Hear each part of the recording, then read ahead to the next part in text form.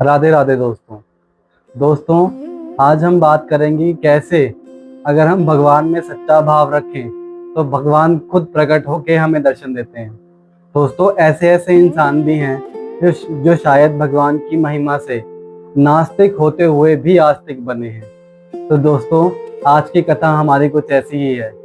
आज की कथा एक ऐसे इंसान की जो शायद जिंदगी में बहुत ही ज्यादा नास्तिक था।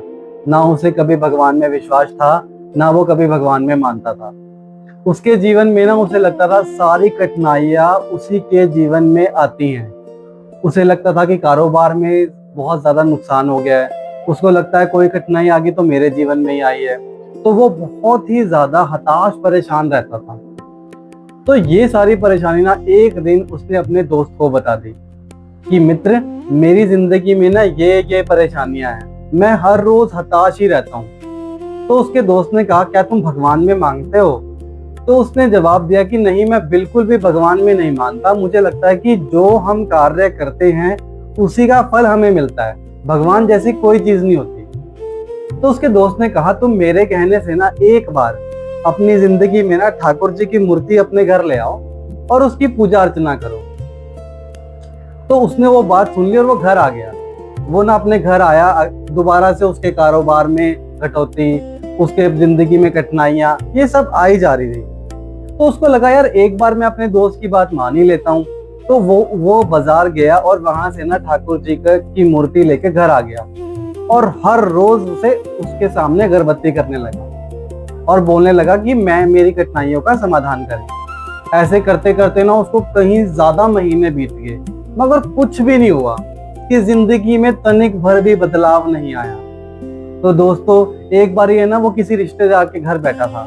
तो उसने ना अपनी ये कहानी बताई कि बहुत महीने पहले की बात है कि मैं ना मेरी जिंदगी में इतनी कठिनाई है। तो उसके रिश्तेदार ने पूछा कि तुमने कुछ उस कठिनाई का निवारण करने के लिए कुछ किया? तो उसने बताया, बहुत महीने पहले की बात है कि मैं अपने घर ठाकुर जी लेके आया था और ऐसे ऐसे मैं उनके सामने पूजा अर्चना करता हूँ। तो उस रिश्तेदार ने उसको बोला कि देखो, तुम्हारे मित्र ने ना तुम्हें गलत भगवान बता दिए। तुम कृष्ण के आगे अपनी पूजा अर्चना मत करो, तुम काली माँ की मूर्ति लेके आओ, वो हर चीज का संहार करती हैं, वो तुम्हारी कठिनाइयों का भी संहार कर देंगे। तो उसने बोला, अच्छा ठीक है। वो इतना परेशान था ना कि उसने अपने रिश्तेदार की भी बात मान ली।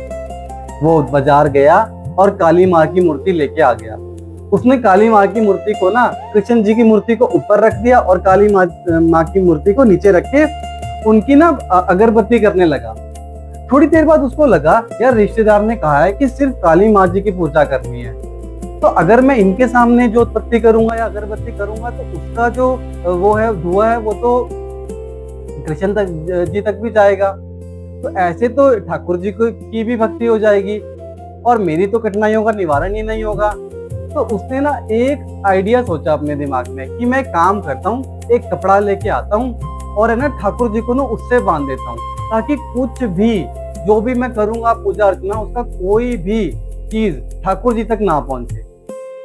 तो जैसे ही वो उस कपड़ा लेके आया और ठाकुर जी में बांधने लगा ना, तो स्वयं ठाकुर जी ने ना उसका हाथ पकड़ लिया। वो देखकर ना स्तब्ध रह गया।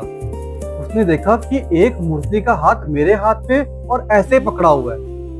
वो ना कांपने लग गया, उसके हाथ ना कांपते कांपते ऐसे जुड़ गए। तो उस टाइम बिल्कुल उसी क्षण ठाकुर जी स्वयं प्रकट हुए और मुस्कुराते हुए मोर मुकुटधारी उसके सामने। डरते डरते सही उसने बोला, भगवान, मैं पिछले 1 साल से आपकी पूजा कर रहा हूँ, आपने कभी दर्शन नहीं दिए, आपने कभी कुछ नहीं किया, तो आज ये तेज, आज ये आपका स्वरूप मेरे सामने क्यों?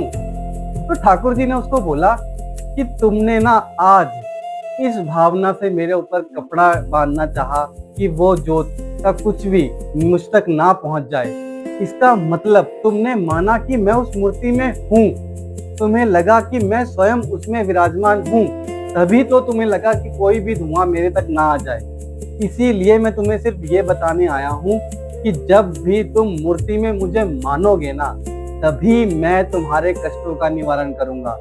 आज से पहले तुमने मुझे सिर्फ और सिर्फ मूर्ति माना, कभी ये नहीं माना कि मैं उसके अंदर विराजमान हूँ। दोस्तों, ये कहानी बहुत छोटी सी है, मगर इस कहानी से ना हमें बहुत कुछ पता लगता है। आज के युग में ना हम मंदिर जाते हैं, हम अपने घर में पूजा करते हैं, और हम पूजा सिर्फ और सिर्फ मूर्ति की कर रहे हैं। कभी भी अपने जिंदगी में कभी भगवान की पूजा अर्चना करनी हो ना, चाहे भले ही तुम्हारे आगे मूर्ति ना हो, चाहे भले ही तुम मंदिर में ना हो, बट वो भाव जरूर रखना कि भगवान तुम्हारे प्रत्यक्ष खड़े हैं, वो तुम्हारे साथ हैं। जब तुम ये भाव अपने दिल में लेके आओगे ना, तब तुम देखना तुम्हारे जीवन में क्या बदलाव होता है। और तुम क्या, वो खुद भी रुक नहीं पाएंगे तुम्हें दर्शन देने से। राधे राधे दोस्तों।